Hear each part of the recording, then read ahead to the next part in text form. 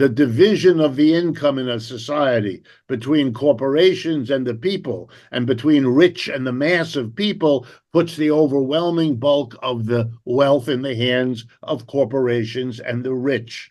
And now what everybody knows who's honest, the corporations and the rich have been very successful in removing the burden of taxation off of themselves and onto the mass of people.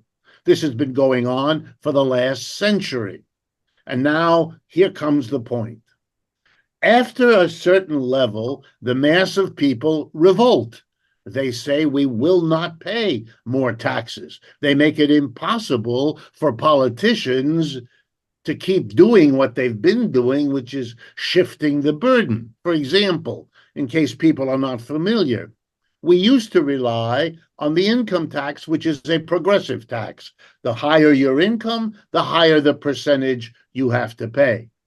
Then, when corporations were strong enough, they got that changed. Half of what the government raises now is money off of Social Security, withholding from the weekly check of an American. That's not a progressive tax. That does not go up in percentage as you get richer. In fact, if you earn more than $160,000 a year, which rich people in this country do, you don't pay on what's above 160,000. Only the average people pay. So look at how successful corporations and the rich have been in shifting the taxes, but they can't anymore. The mass of people won't allow it. They vote out anybody who raises their taxes. Okay, now the politicians are in a jam. The corporations and the people demand services, but they can't squeeze more taxes out of the masses, and the corporations and the rich have basically bribed their way out of paying much in the way of taxes. So what is the government going to do? What do the politicians do? Answer: they borrow money. The way they keep spending on the corporations and on the people is not by taxing, but by borrowing the money.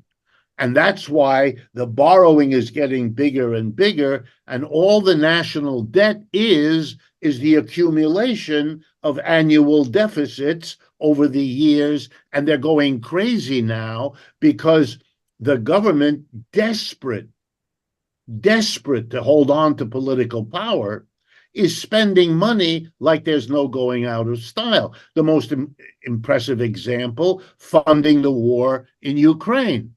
Huge amounts of money simply spent out, funding the Israeli activity in Gaza, which we are also doing in the form of military supplies that are effectively given to the Israelis at little or no cost. So wars, military expenditure, everything is being spent without the ability to make the beneficiaries of that spending pay for it in taxes, because it's impossible for the politicians to survive if they would dare do that. If you tax corporations and the rich, they will fund whoever runs against you in the next election. So you're gone.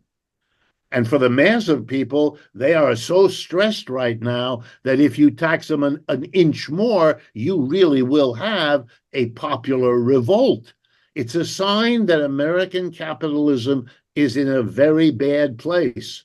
We are not the great economy our political leaders would like us to believe, neither Republicans nor Democrats. We are in very serious trouble, and one measure of that is that this political absurdity of our politicians having to borrow more and more because they don't have the courage to tax means that we are in the situation you described. We are loaded up with debt in a way that we used to identify with countries that were in trouble economically around the world. Now we don't hear that so much because it applies to us in terms of the ratio of the debt to the national income.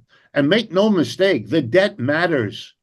People who are seeing this explosion are trying to calm the American people. Well, it's not so important. Most of the debt is a debt of the government, the Treasury, to the Federal Reserve, which is another part of the United States government. All of that is true, but it is not relevant.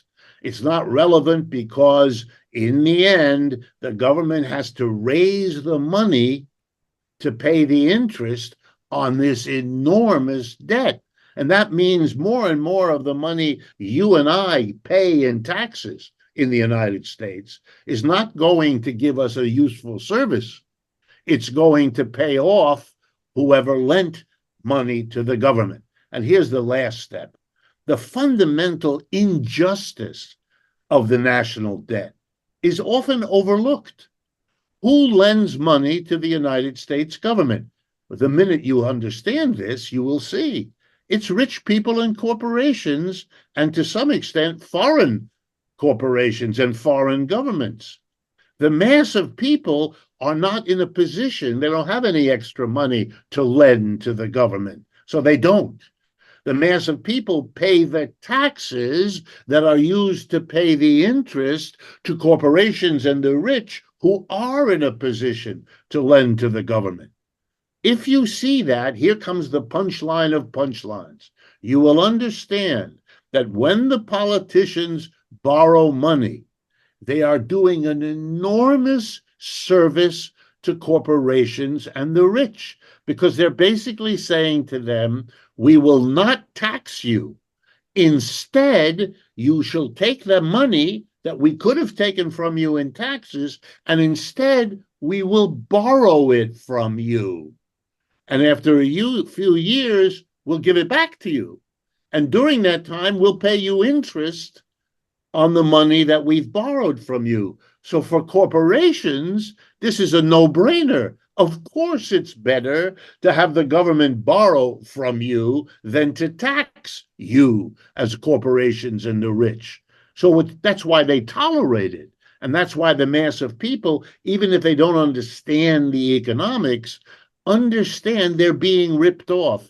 And the deficit is a mechanism for ripping off the mass of people who pay the cost of it, whereas the benefit goes to the corporations and the rich, who are the only ones to be able to lend to the government. One last point. Foreign governments are also able to lend money to the United States government.